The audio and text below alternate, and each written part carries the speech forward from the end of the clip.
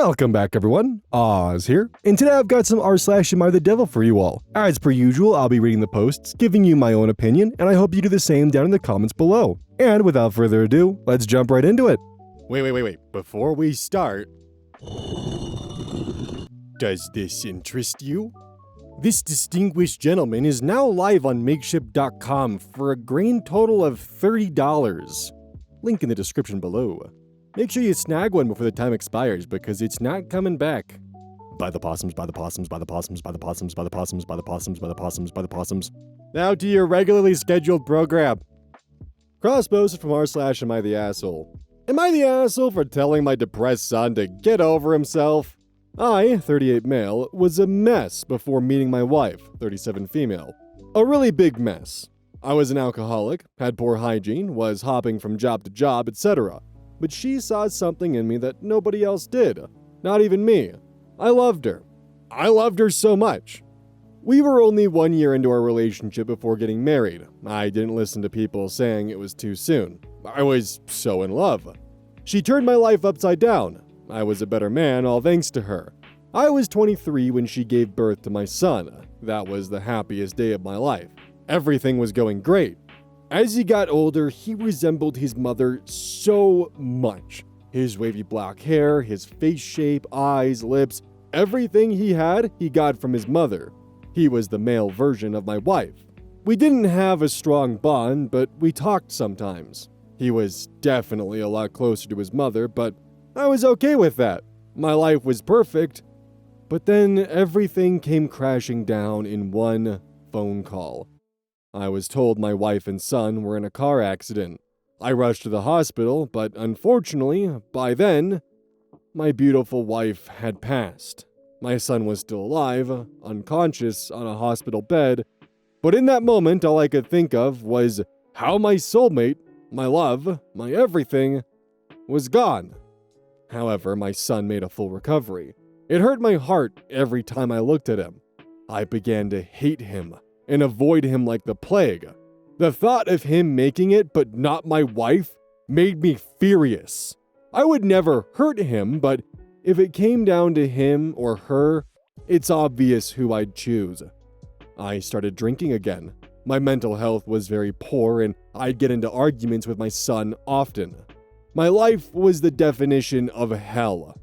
4 days ago, my son was yelling at me for being the worst father ever and was ranting about how he needs help and how horrible his life was. I understand that he was hurting, but so was I. I was ignoring him because I had already heard this rant a million times, but then he snatched a beer out of my hand and threw it on the floor. That's when I snapped. I told him, "You're not the only one suffering. Stop being so self-centered. Just get over yourself." There was more that I was going to say, but he left the house. I made no effort to follow him, assuming he just needed to be alone. I haven't seen or heard from him since. The police have been looking for him, but deep down I hope he doesn't come back. I know that sounds bad, but I shouldn't be forced to take care of someone just because I'm related to them. I'm only human, and I already spend most of my life depressed. I just want a fresh start. I do hope he's doing well, but he's not welcome back into my home. Besides, why would he want to live with the worst father ever? He's old enough to care for himself. Like I said, I'm only human. He expected so much from me when I was suffering just as much. So am I the asshole? Update. He came back 2 days ago. I'm not sure who he was with, if he even was with anyone, but we haven't said a word to each other. I'm not going into detail. I just came on to say that he's not on the streets anymore. Okay, so according to OP, son was old enough to take care of himself, but, had the son when he was 23. He's 38. His child was 15 years old. Not 18, not 19, 15. You're allowed to have emotions, but taking those emotions out on your son because he survived and your wife didn't, making his life a living hell because he was the one that walked away, it's unacceptable. And how do you think your wife would feel seeing you behave this way? Genuinely. Both of you might be suffering in this instance, but you gotta remember, you're the adult. He's a child. As you said, you're not the only one suffering. Stop being so self-centered. Just get over yourself. You could have worked with your son to get through these emotions, and you two could have grown together to get past the death of your wife and his mother. But instead, you chose to resent him for existing. I know this is a bit off topic, as per usual, but probably about a decade ago or so, there was a creepypasta that I read that involved a father who was abusive to his daughter. Physical, verbal, and potentially far worse. Throughout the story, he references how his abuse caused her to slowly begin to shut down and cower from him. Something had happened, I don't remember the full context of it, but he made a deal with the devil to get something that he desired. And the devil put the price to be negotiated when the time comes. After he gets what he wants, he lives the life that he desires. The devil then comes to collect his dues and informs him that he now has to relive a life, reincarnated, as his daughter. Unfortunately, I can't remember the title of it, and when I try to Google for it, it's a bit difficult to narrow down. But whenever I see a story about a parent being needlessly cruel to their child, for some reason, that always returns to my mind. It's odd because it's not even coming to my mind as something of like, wow, I don't want to mistreat my children in case I ever get reincarnated as them. But it's more of the fucking irony that would happen if you had to then live through the abuse you delivered upon your offspring. Be better. Be the man your wife hoped you would have been. You monster. Cross-posted from r/AmITheAsshole. Am I the asshole for taking my daughter shopping when she was supposed to be punished? My 14-year-old daughter, Katie, is very talented at maths. She's already the best at it in her school despite not being in the older years. She entered her exams early and scored full marks. She's now studying higher level math stuff, and her teachers have given her university level material to get her teeth into. It's probably her biggest passion in life. Katie also attends a maths club, which she enjoys, and she's already the most talented member. A couple of months ago, this new boy joined the club. I'll call him Tommy, and she talks about him a lot. She obviously has a crush on him. A few weeks back, the trainer at the maths club told me that she'd gotten complaints from parents because some of the other girls have received texts from Katie, demanding they stay away from Tommy, and containing a lot of abuse. As soon as I found this out, I made it clear it was to stop. I even confiscated her phone. Unfortunately, the texts continued as soon as she got her phone back. In fact, they got even more extreme, and as a result, the club decided to exclude Katie today. Katie was sobbing in the car, not just because maths is her passion, but also because she thinks she loves this boy and doesn't want to be away from him. He's blocked her on everything due to what's happening. While she obviously hasn't behaved well, it hurt seeing her so upset. She loves clothes, so I thought I'd treat her to a girly day to cheer her up. We did some shopping and bought her some new dresses, and then I took her to a salon to get her hair done. Katie is still pretty down, but she enjoyed the day and said it's cheered her up. I told my husband what happened, and he was livid. He said shopping was the last thing we should have been doing and that I should have brought her home immediately, confiscated her phone, and put her in her room to think about what she's done. And look, as awful as what she's done is, she's a teenage girl who's both had her heart broken and her biggest passion taken away on the same day. We can think about punishments later on. I mean, your husband's right. You're rewarding your daughter for her behavior. She wasn't unjustly kicked from the math club, and she didn't randomly have her heart broken. She was having weirdly borderline stalker behavior towards this guy and sending, by her own admission, abusive messages towards her peers. And having her phone taken away didn't teach her a lesson. The moment she got it back, she continued this. And after she's removed for her behavior, what happens? She's taken on a shopping and salon spree. Yes, she's a teenage girl, but she's also a teenage girl. She still has maturing and growing to do, but at the same time, she should also be mature enough to know that threatening her classmates and peers with abusive messages about a boy isn't a proper way to navigate life. Her being a teenage girl is all the more reason to enforce the fact that her behavior is unacceptable. And by doing what you've done, you've, in a sense, rewarded it. Cross-posted from r/AmITheAsshole. Am I the asshole for bringing up an old MySpace comment? My age is showing when I mention MySpace, I know. Long story short here, there was this couple in high school that dated about a year. They were inseparable. So much that they both cut off their friends to focus on each other. I being one of the friends they cut out. I remember a video they made of all of their pictures, and at the end of it, there was a quote. From the first date to the last, I'll always love you. Now, high school is way over 20 years ago, and when I ran into him and a few of our friends from high school, I mentioned if he's still in love with that girl. Keep in mind, both have their families now of their own. He got all defensive and angry about the whole situation. Am I the asshole for asking that? What do you think? Do you think that asking a married man 20 years later about his high school girlfriend, of whether or not he's still madly in love with her? You held on to that for 20 years? They were high schoolers. They were being cringy little bastards. It happens. I mean, just take a look at literally any time frame. From MySpace to now. From how things went on Discord, to Skype, to Kik, to Gaia Online, to fucking TikTok. Yeah, there's gonna be some really cringy things that are posted as high schoolers. And yeah, they're gonna make some really poorly advised decisions like cutting friends off to focus on their relationship. It happens when you get the stupid high school brain chemicals going through. And in the moment, sure, feel free to call it out. But 20 years later, you let this stew in your mind for 20 years to the point where you brought it up, knowing damn well that both of them have moved on from each other and have their own goddamn families. 20 years, my man. Yeah, you're the asshole for asking that.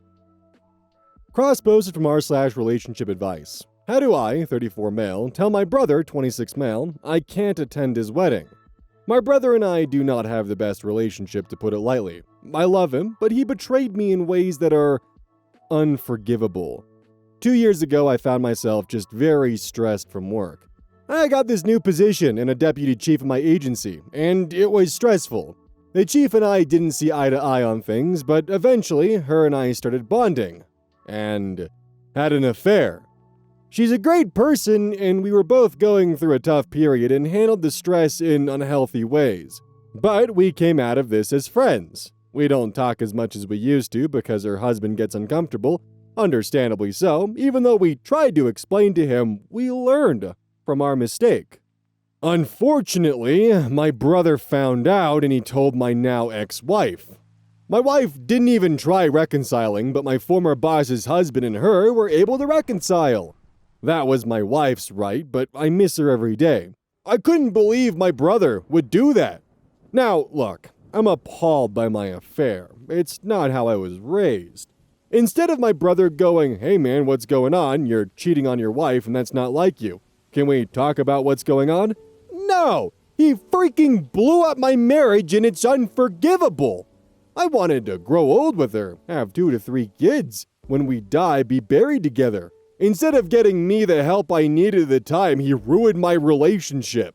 Now he's getting married. I got the invitation, but I don't want to go. The only reason I started talking to him again was it was hard on my mom. My mom and stepdad went no contact with him, and are you fucking kidding me? My mom and stepdad went no contact with him, and my mom wouldn't speak to him until I said it was okay. My dad took his side, but talked to both of us. My siblings took my side, but talked to both of us. My mom made it clear until I talked to him, he's not welcomed. I can see that she still wanted to, so I decided to be the adult and talk to him. Still, we're not on the level where I would go to his wedding. Do I let him know I'm not coming, or just ignore the invitation? So I was wondering if, just maybe in the comment section, he might see the light just a little bit. But nope, one of his comments here just spells it out even further. I'm not blaming him for my wife not forgiving me. I blame him for not talking to me. Clearly something was going on, and had he talked to me, he would have known how stressed I was, which caused me to step up the marriage. We could have worked on healthy coping strategies. So yeah, he just doesn't seem to understand what he did was wrong, and genuinely seems to think that this entirely falls on his brother's shoulders for outing the fact that he cheated on his wife. Brother was a decent person, And we found out how his entire family is as well. Mom sided with OP, hell, even going as far as going no contact with his brother. Siblings sided with OP. The dad, on the other hand, didn't side with OP. Kinda makes me wonder if maybe the mother and stepfather's relationship were born from unfaithful circumstances. That's just a tinfoil hat theory, though. Your brother didn't blow up your relationship, by the way. You did, with your choices and your actions. Claiming that you were stressed out isn't an excuse. It seems you're looking for literally anything else to blame except for your own piss-poor actions. And maybe you should do some self-reflection on that because your brother didn't blow your marriage up. Your brother didn't do something unforgivable. You did. Like, it's fine if you don't want to go to his wedding, but just know you're the villain here, through and through, start to finish. Your brother didn't do anything wrong. You did. Cross-posted from r/AmITheAsshole. Am I the asshole for suggesting my fiancé should keep his word he gave his stepson? Throwaway account. English is not my first language, and I am really worked up right now, so pardon me for any grammar or typos. Me, 34 female, and Mark, 37 male, not real name, met 5 years back when we both were freshly divorced and had really young kids. It felt like a rebound from both ends, but as time progressed, we realized we were really compatible and started something serious. 2 years back, we made it official. That's when we introduced our kids to each other. We both have boys, 9 years. I have full custody, as his dad is not in the picture, story for another day. He has the kid for vacations, as his ex lives in another state. Our kids don't get along that well. Boys that age, you know how they are. But they haven't spent that much time together, so everything is well and good till now. We were planning the wedding in the next 6 months, so we moved in together 6 months back. This is the first time my son, Nick, has a father figure in his life full time, and he and Mark really bonded. Nick had a play at school next month. He invited both of us, and we were really excited. But 2 weeks back, Mark's ex called him and informed him his son had a similar event at his school on the same date. His son wanted him to attend as it was his first event. But it was the same with Nick, and Mark made a promise to him before this new info. So I insisted he politely let his ex know he couldn't attend, and we can do something else to make up for it. Last week, Mark had a talk with Nick and told him he will take him to his favorite amusement park next weekend, because he will be out of state for his recital. Nick is really sad, but putting on a brave face. I tried to have a rational talk with Mark, but he is hell-bent on going for his kid's event. It really feels like he's not seeing Nick as his own. Our talk escalated, and now Mark is saying he needs to reevaluate our relationship if this is how I'm going to be. I don't even know how to respond to that. You're being an ass to my son and then lecturing me? Am I the asshole for asking him to honor his promise to Nick? This is unfortunately just a lose-lose situation where no one wins and someone is going to have to lose here. What I will say out the gate is that Mark is a constant in OP's child's life. He's there every day. He doesn't have a lot of time to be able to go and see his son or participate in his life activities. And I think it's fair and reasonable for him to prioritize his son's events. It's an unfortunate lose-lose, but it's kind of the reality of this whole step-parent gamble situation. But at the same time, Mark is also looking to make it up to Nick. He's actively looking to potentially take him to an amusement park or do something that's like, hey, like just because I'm not able to make it doesn't mean I don't care for you any less. Let's do something together to make this right. That's pretty reasonable in my opinion. What's unreasonable, however, is how OP's reacting and how she's immediately jumping to try to essentially make Mark choose between it's either me and my son or your son. And that right there, that's a pretty icky red flag that just showed itself. And I don't blame him at all for immediately jumping to the conclusion of, shit, I should probably reevaluate this relationship because there is some not good flags that are starting to show their head here. It definitely gives me pause. Cross-posted from r/AmITheAsshole. Am I the asshole for not defending a junior colleague at work? This happened right after our end-of-year evaluations. I finally got promoted from mid-level to senior. Most of our seniors around me got senior 2 or staff. One girl on our team, who's junior, was not with us. Someone joked that You must really suck to stay junior for 5 years when it's usually automatic. And people started saying she always sounds clueless in stand-up, doing that happy-go-lucky, tee-hee, I made a silly bug and I fixed it thing. They acted like it meant she did not know what she was doing. I just laughed nervously to fit in. For context, I've been trying to associate more with the seniors since networking helps your career. I've often felt excluded socially and even from important meetings. I'm the only South Asian, and I originally came here as an international student, so I always feel like I have to be mindful that I'm sort of a guest in the country, so I understand why maybe it took me longer to be included. My desk is next to hers. She's always been friendly with me. She's also the only woman on the team, and I guess she does not really socialize with the others because her hobbies are yoga and dance while they all play hockey or bouldering. She also does not get invited to architectural or strategy meetings, which happened to me earlier too. The way she talks is very cheerful and happy-go-lucky, like some women naturally do. She exaggerates her own mistakes with things like, I cannot believe I missed this silly thing, even when it's nothing unusual because every developer makes mistakes. It's part of the process. It's not like she merged something broken, she just admits things openly while others hide theirs. I was initially hoping to help her get included more, but I was also trying to balance things because spending too much time with her earlier maybe made me seem less part of the group. After the chat ended, everyone went to their desks and I had to leave the building.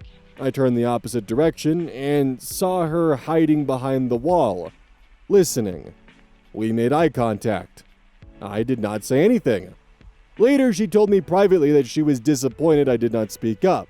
She looked upset the whole day. She's one of the smartest people I've worked with. We're the only ones with master's degrees from very selective schools and published academic work. Many times she and I have to quietly rework system designs after the seniors make wrong assumptions. She understands concurrency, embedded development style optimization, and how things actually function under the hood. Managers never see any of it. I kind of understand why I was not always included, but with her, I'm genuinely puzzled. She's white and was born here, same as them. So, am I the asshole for keeping quiet? I did not insult her, but I also did not defend her. I wanted to finally fit in with the group, but now I feel like I hurt the one colleague who actually treats me like an equal, but she hasn't taken steps on her own to help herself. Yeah, she's white and born here, but she's also the only woman on the team. Being a woman in tech is difficult. Oftentimes they're overlooked and their abilities are oftentimes severely underestimated because they just don't see them as being an equal part of the team or as being smart enough to be a part of the team. Of course, it's not everyone.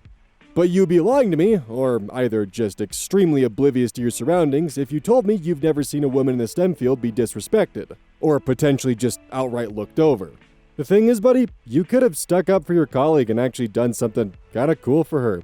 And it could have just been something as simple as, well, she's actually got quite a bit of experience. You should take a look at her commit history. She does quite a bit without even mentioning it. And boom, there you go. That would have won you some serious brownie points and actually done something positive. Assuming, of course, the story is even real, because there are a few red flags in here. Which, it's either just a tech bro who doesn't really exist around women that often, or it's someone trying to write what they think women are like.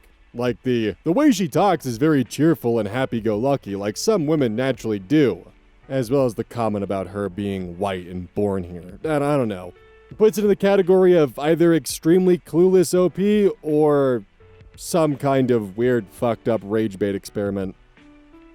Cross-posted from r/AmITheAsshole. Am I the asshole for inviting my friend to graduation and not specifying what the exact plan is? This is something that happened years ago, but it still bothers me to this day. I invited my friend to meet me after my graduation to celebrate. Let's call him Connor. I told him a mutual friend was coming, so it would be the three of us. Let's call the mutual friend David. Connor asked me what the date and time was. I told him the date and time. Then he asked me what we will be doing. I told him we haven't decided yet. After that, Connor disengages and does not send me any more messages or asks me any more questions. So I assume he's not interested in joining me and David. So the day of my graduation comes and goes. Connor messages me a few days later asking how was graduation and how was dinner with David. I told him it was good and I wish he came to join us, but since he hadn't replied to me, I assumed he wasn't interested in joining us. Connor then tells me he did want to join us, and the reason he didn't join us was because I didn't give any answers. So then I said, I did give you all the answers. The only thing I didn't tell you was what we were doing because we haven't figured that out yet. If you told me you were coming, we would have included you in the planning process. But since you never accepted my invitation, we figured you didn't want to come. So David and I made a plan without you. And then I said, besides, does it really matter what we were doing? What you're doing isn't that important. Who you're spending time with is what's important. Then Connor says I asked you what you were doing. You didn't tell me. To me, what you are doing is important. I don't care who you are. I'm not going to say yes to driving 40 minutes after work and back to meet you with no plan. This continues back and forth with me saying we would include you in the planning process if we knew you were coming, and him saying I'm not committing to meeting up with friends without knowing what the plan is. After the back and forth is done, he tells me I shouldn't invite him to any event without a plan. The example he gave me was, if I invite you to come over at 4 a.m. on Monday without telling you what we're doing, would you accept without knowing the details of what we are doing? Then I said, so going forward, I should invite you to anything unless I can tell you the exact plan? Connor says yes. Then I ask him, so I can't consult you to make a plan? I have to already have a plan made before I invite you? Then he says, exactly. I'm not driving 1.5 hours on a weekday without a solid plan/reason. Then he says weekends are different because I'm not working and I'm not rushed for time, so you can invite me to do something on the weekend without a plan made. Other relevant information to note. My graduation was done after his work was done, so there's no time conflict, so all he had to do was drive 40 minutes to meet up with me. I drove 2 hours through a snowstorm to go to his wedding party and gave him $250 as a wedding gift, and then drove another 2 hours through the same snowstorm to get home. Am I the asshole for inviting my friend to hang out after my graduation without giving him a plan? So there are some comments we'll get to in a moment here, but I think the biggest takeaway is that this happened years ago and he's still stewing on it. This is, a need for more communication between both parties, which Connor did. Connor communicated what he needs to know in order for him to hang out on a weekday, because he would be driving after work and would probably be exhausted. That these rules don't apply on the weekends because he doesn't have work, so it's a bit of a different situation. It's also worth note that for OP in the beginning paragraph mentions the fact that Connor asks what the plans are, OP says there aren't any plans yet, Connor doesn't respond, OP doesn't respond. Neither of them messaged or communicated with each other. OP, when actually having plans in place, never messaged Connor to double check to see if he was interested or not now that plans were actually made. Both parties broke down on their end of communication. However, during the conversation, Connor did outline pretty clearly what his requirements were for him to be able to hang out and what he would be looking for before he commits to hanging out on a weekday. And for some reason, OP stewed about this for over several years. Now on to the comments. Sadly the worst, a user who is both a frequent contributor to r/AmITheDevil and someone who occasionally will show up to streams and is actually a part of the community, has left a comment gathering some of OP's fun interactions. You didn't do the first either way. You only see the situation in a vacuum, but you don't know the years of history. If Connor does not want to do something, he will either ignore you or make an excuse. That's his MO. If he was interested, he would have replied and said something like, yeah, I should be free, and then he'd probably throw out ideas for what he wants to do because usually he's the one who decides for the group. You might ask how I know he would do that, and the answer is years and years of history. So David and I assumed Connor did not want to join us, and we made a plan without him. David did check in on Connor once the plan was made and asked if he wanted to go.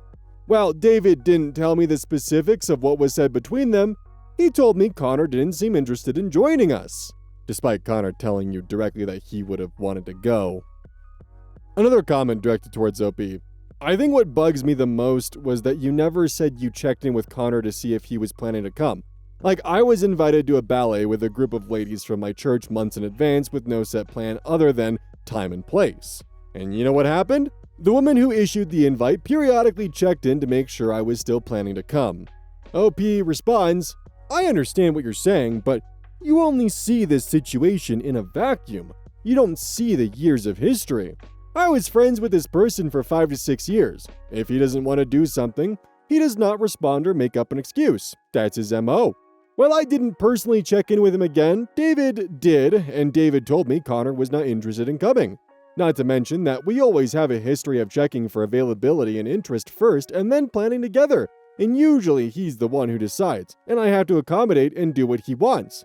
I think the reason he didn't want to come was because it was my graduation. 1, he would have to let me pick what we do, and 2, he feels pressured to pay when I have spent way more money on him than he has on me.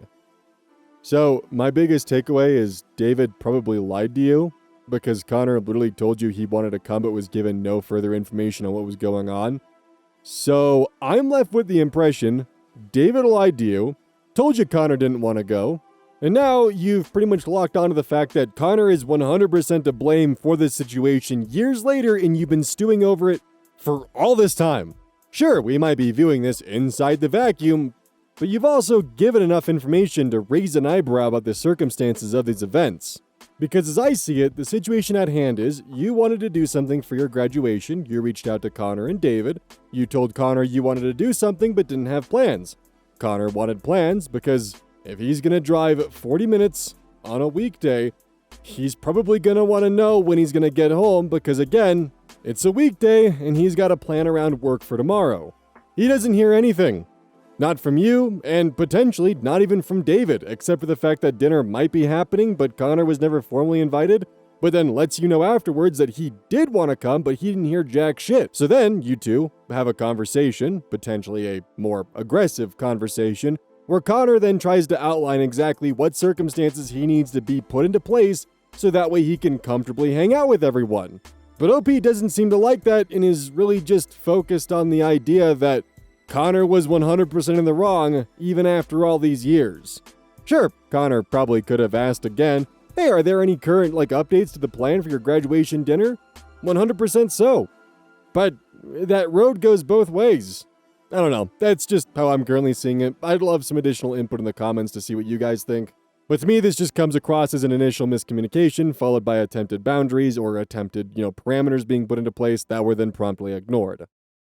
Don't forget, today we're launching the 3 opossums in a trench coat blush. Coming live at yeah. But you should definitely buy this blush. It is totally not 3 opossums in a trench coat. Totally not. You should definitely allow this completely non-conspicuous, oddly shaped, distinguished gentleman into your home, who will certainly not lay claim to your pantry. This is in fact 3 opossums in a trench coat who will in fact lay complete desolation to your fridge, pantry, and potentially garbage. On sale now!